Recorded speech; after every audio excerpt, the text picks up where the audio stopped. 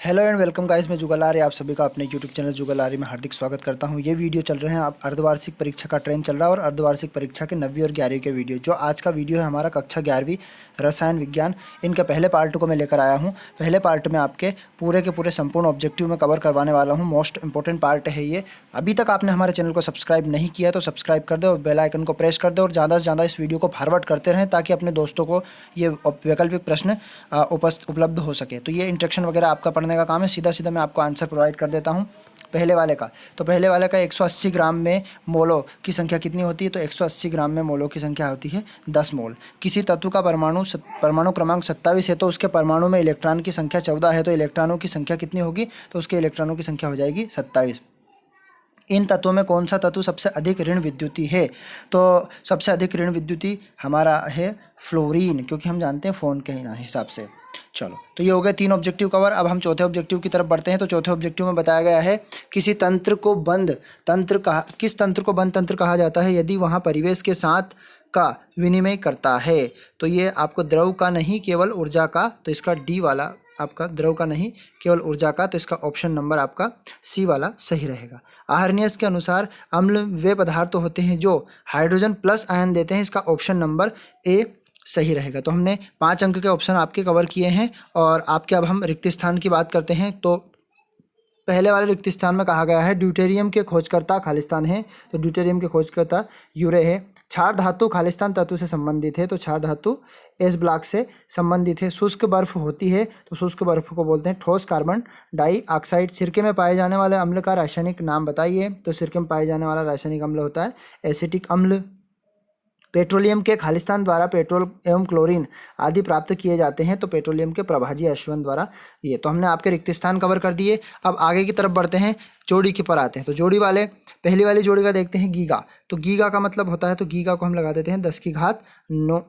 और एम्पियर, तो एम्पियर विद्युत धारा का मात्रक हो जाएगा, है ना। तो अब विद्युत धारा का मात्रक हो गया एम्पियर के बाद। अब हम अगली वाली देखते हैं।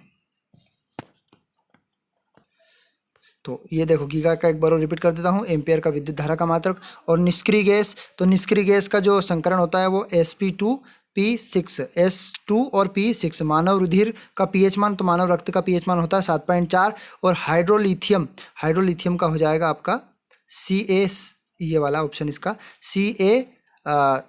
तो ये हमने जोड़ी आपकी कवर की। तो पहले वाले गीगा का हो जाएगा 10⁻9 एम्पियर का धारा का मात्रक, और निष्क्रिय गैस का हो जाएगा आपका S2P6 और मानव रुधिर का 7.4 और हाइड्रोलिथियम का हो जाएगा CaH2। अब एक शब्द पर बढ़ते हैं जो कि इसका ऑब्जेक्टिव का अंतिम प्रश्न है। तो एक शब्द में उत्तर में हम देख सबसे कम क्षारीय धातु वर्ग 2 में से, तो सबसे कम क्षारीय धातु कौन सी हो जाएगी हमारी?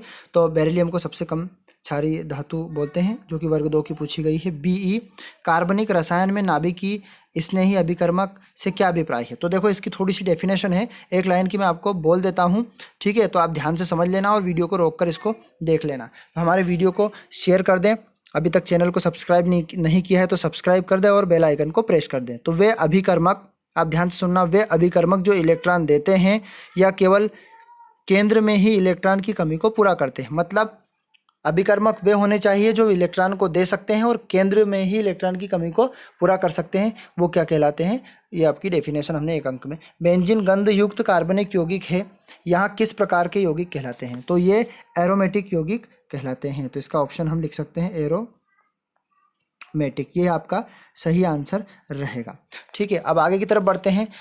0.2 ग्राम हाइड्रोजन में एनटीपी के आयतन कितना होता है? तो इसका हो जाएगा 22.4 लीटर, ठीक है। मीथेन की संरचना संकरण के पश्चात किस प्रकार की हो जाती है? तो मीथेन की संरचना जब बनती है तो इसकी संरचना हो जाती है चतुष्फल की संरचना, है ना। तो इसका आप लिख सकते हैं चतुष्फल की, ठीक है। हमने इस वीडियो में पूरे के पूरे आपके ऑब्जेक्टिव कवर किए हैं। अब वीडियो यदि आपको पसंद आए तो हमारे वीडियो को शेयर कर दें और बेल आइकन को अवश्य दबाएं ताकि आपको हमारे सारे के सारे वीडियो की नोटिफिकेशन मिलती रहे। इसी प्रकार हम सारे के सारे विषय आपके कवर करवा देंगे वार्षिक परीक्षा के, कक्षा 9वीं और 11वीं के। थैंक यू साथियों, जय हिंद।